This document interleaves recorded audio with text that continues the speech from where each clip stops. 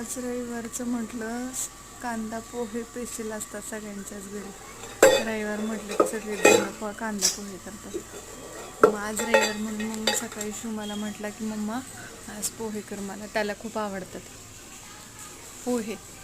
मग चांगले अर्धा किलो पोहे भिजवले आणि मग शेंगदाणे वगैरे तेलात चांगले तळून घेतले. छान लागतात तसे तळून घेतले की.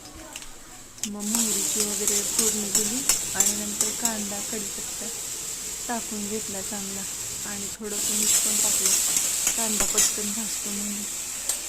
मिरची वगैरे हळद टाकली पोह्यामध्ये आणि म्हटलं चांगलं परतून.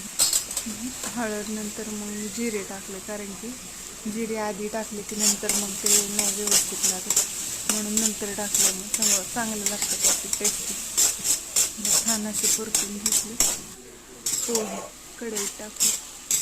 नंतर मग पोह्यामध्ये कोथिंबीर आणि शेंगदाणे टाकले वरणी.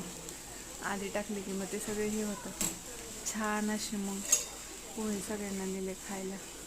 लिंबू आणि पोहे मस्त लागतात असे.